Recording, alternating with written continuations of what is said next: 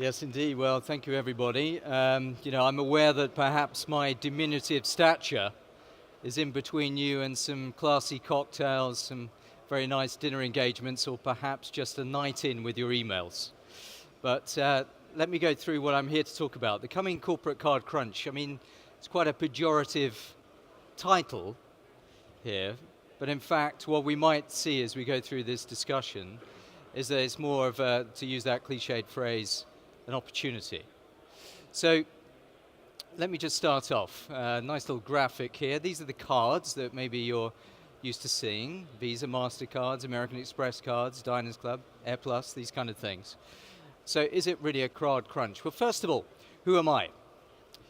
Am I an expert? I am the MD and partner in a firm that works with a lot of global multinational companies from the inside with their payment strategies as they look to choose between what payment product might add more value to them than another payment product. So what is the value of paying by ACH, wire, check, commercial card? Because that question often isn't easily answered in terms of dollar values, euro values for clients. Now, am I an expert? Well, I don't actually like that word expert. One of my favorite definitions of expert is someone who knows more and more about less and less until eventually they know everything about nothing. So I don't profess to be an expert. The other thing is, here's a crystal ball. I mean, we are looking at regulation. We are trying, in some sense, to predict the future. And when I'm sitting in your seats, I'm always very skeptical of anybody who thinks that they can predict the future. I'd like to know how good they were actually predicting today, and that would tell us, therefore, their credentials to predict the future. But there are some things that we do know immediately, and some other things that I'm going to give a few views on. But on that point of prediction, I mean, here's a little quote, forecasting. Any session you see around here. Some of you may have heard of the book, The Black Swan by Nassim Taleb, a trader. Yeah? And here's a little quote. I mean, he's saying a turkey is fed for 1,000 days, okay, by a butcher, and every day confirms to the turkey in the turkey's economics department, their risk department, their analytics department, that the butcher loves turkeys. And every day they get more and more confident about that. There's more and more data to suggest that the butcher actually loves the turkeys until we get to day 1001 and Thanksgiving and so forth comes the end of the turkey's life. Now, why am I saying that to you? Again, it's to be skeptical of anybody who's going to predict the future in any great detail. So let's move some of this away and look at some of the realities we've got. The first thing I should like to start with is for you to be able to understand a very basics of how a transaction flows. You'll be able to speak to your children, your partners, so when you go out tonight and you go to a restaurant, what actually happens, okay? So imagine you are a card holder going to your restaurant and you conduct a €100 transaction tonight with the merchant being the name for the restaurant, airline, whatever it happens to be that you're buying from. The merchant then will have what's called an acquiring relationship, a bank which owns and pays for all of these different card transaction types that may be presented there. So it will look and say, okay, when we go through a mobile point of sale device or a point of sale device, a swipe machine, it sends that transaction to the card acquirer. The card acquirer looks on that card in the data and says, what does this card start with? If it starts with a 3, it's likely to be an American Express card. If it starts with a 4, it's likely to be a Visa card. If it starts with a 5, it's a MasterCard, and so forth. And it sends it through to these card associations or card networks, who then, by the bank identification number, the BIN number, recognize who the card issuer is that's actually issued the card itself. And typically this is what takes 2 to 4 seconds, if it works well, for your transaction to be approved in the restaurant. Now, I need to show you the economics, because this is going to help when you understand what's going on with regulation and how it might impact you as commercial users in the future. So with that €100 transaction, typically there is what's called a merchant service charge. It is a cost of sales for accepting the card. And this varies across the world, but let's say that that amount is 2%. It means that our merchant gets only €98 back on the €100 transaction. But they get paid in 2 to 4 days. So it's a really good DSO for them, rather than waiting for many days to get paid by other payment methods. The card acquirer, the acquiring bank, will take a certain amount of fees. Now this will differ again. It all depends on what kind of card is presented and what the arrangement is that the acquirer has with that merchant. But let's say it's around 40 basis points in this transaction. The card associations, the network, all they do is process transactions. There's a lot of talk in the industry about fraud, when people get called up to say, oh, I'm ringing from Visa, and then people give their numbers over the phone. First thing you need to realize, Visa, MasterCard do not issue cards. It is the card issuers who are licensed by Visa and MasterCard to issue these cards. But they take a very small part for processing millions of transactions. Finally, the card issuer, the bank card issuer, and there are many of them represented here today, they're the ones who are actually receiving most of the time, most of the money, particularly when it comes to what we're looking at as commercial cards versus consumer cards. Commercial cards are what you possibly used to pay for your flights to get here, if you have a company card. Consumer cards are your own personal cards where the data is not going to flow back to the company in any way. So that's a very simple way to distinguish. So, that's the model. We will come back to that when we look at the impact of the potential crunch. So, I wanted you to understand commercial payment cards. And these are some of the things you may have heard. T&E stands for travel and entertainment. In public sector, travel and subsistence. They don't like to entertain so much. Lodge cards, these are cards which are lodged with a travel management company, for example, to pay for airline transactions and so forth. P cards, or purchasing cards, procurement cards, they're used for traditionally low value purchases, maybe $2,500 to $5,000 or less, but gradually they're increasing because of a product called a virtual cards and single-use cards, single-use accounts, which are one-time card numbers where the average transaction values on those are going up to $9,000 or $10,000, so 8,000 euros a transaction. So these are commercial payment vehicles. If you're a corporation, these are your outbound payments and how cards affect you here. On the other hand, there might be cards as collection tools.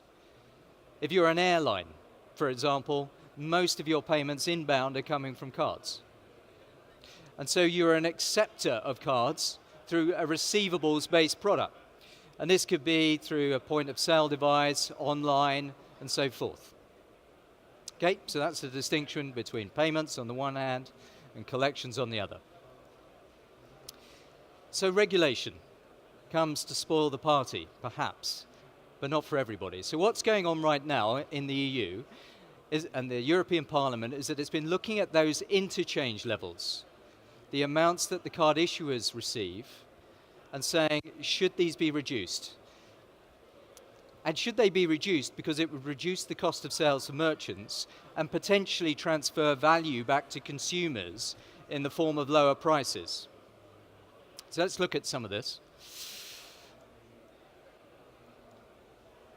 We just concentrate on the acquiring side first. So you remember, you've seen this picture, and we're looking at those interchange fees here, which for a commercial card issuer might be around 1.5%. In the US, they'd be more like 2.2%. In Australia, much lower. But if we look at this regulation, which is really trying to reduce that interchange amount, here's the impact it's going to have for the merchants and so forth. It will reduce their cost of sales, make it cheaper to accept a card. So they're more likely to be more and more friendly and receptive to card payments.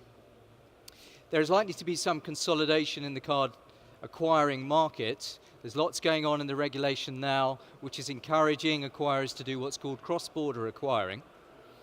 And this will see potentially cheaper prices for consumers. That's the hope of the regulators. However, the experiments which have gone on before, Australia is one of the best examples of that, did not translate into lower costs for consumers. So be skeptical.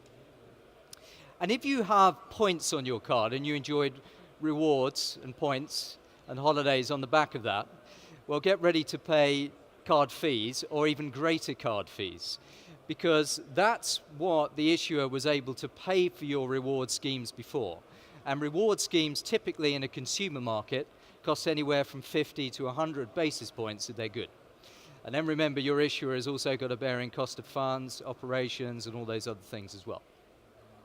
So that's on the one hand. On the other hand, if you are a corporation using cards for your payments, this is going to have some potentially impactful situation. Because that reduced interchange again, and it's on the table right now for the European Parliament to look at reducing that interchange for commercial cards down to the same levels as consumer cards. That's 30 basis points from 150.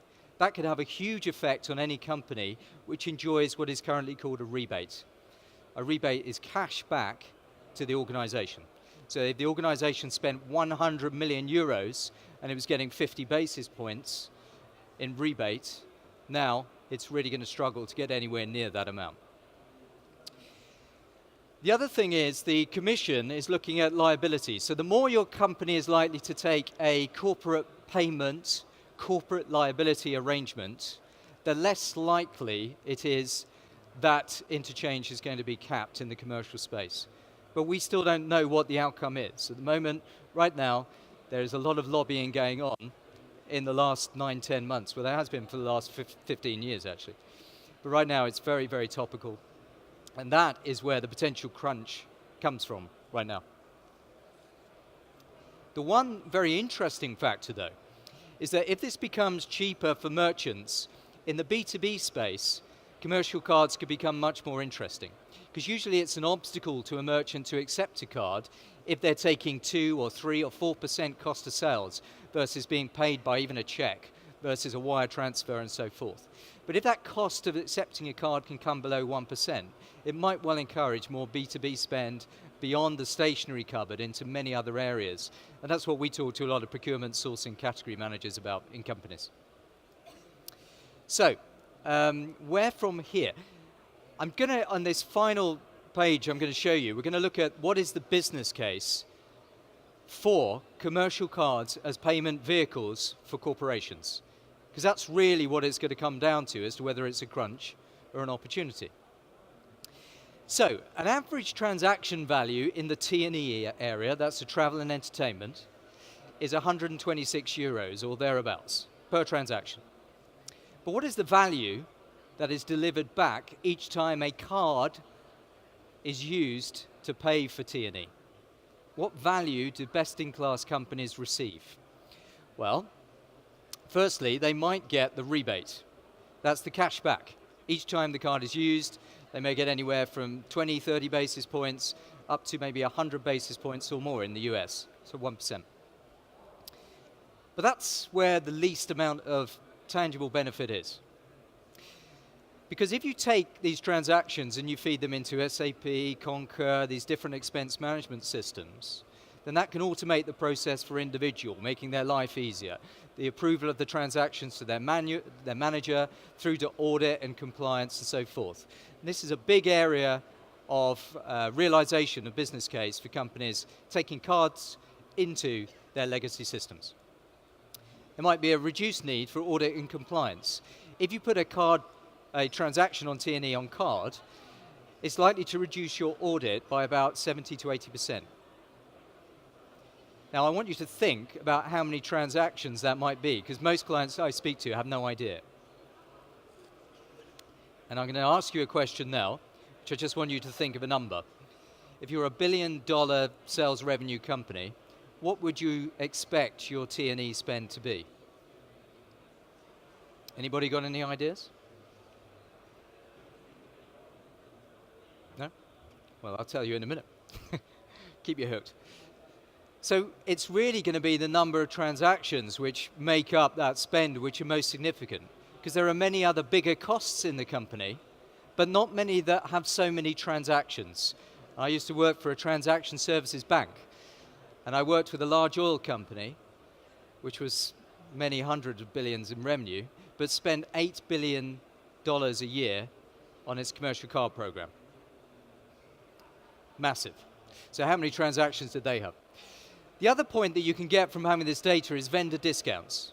So you can use the data to get better deals with your suppliers, whether they're airlines, hotels, stationery providers.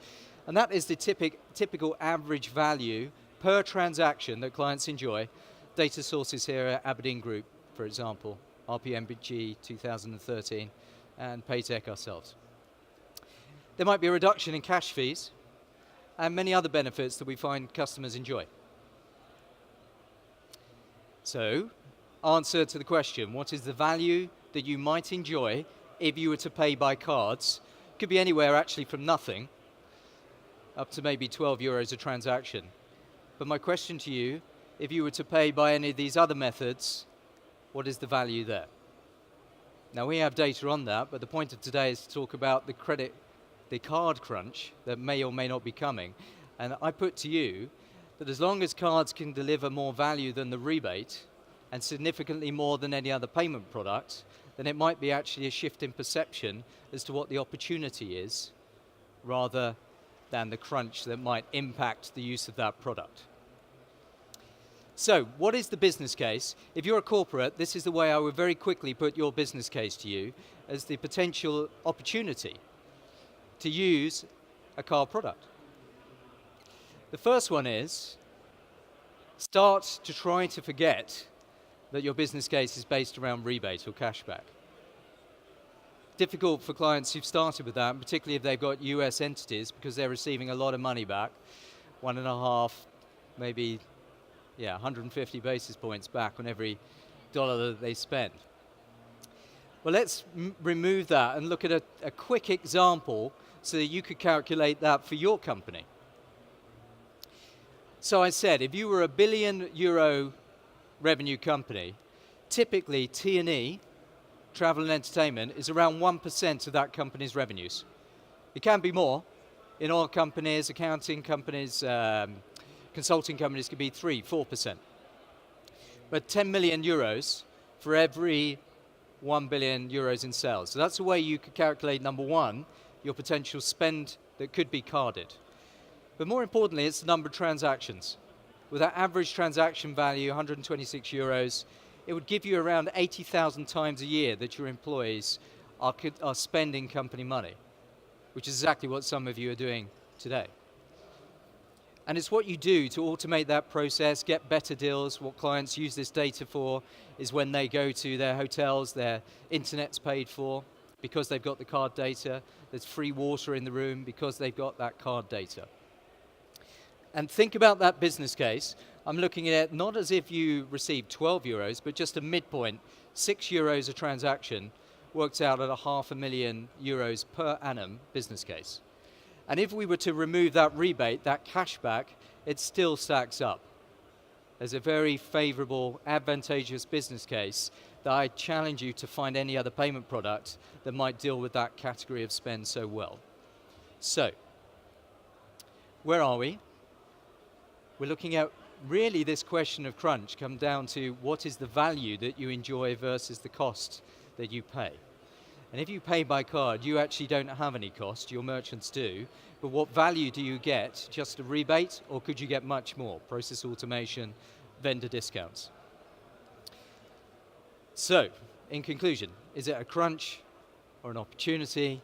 Really, in summary, the choice is yours. Thanks very much.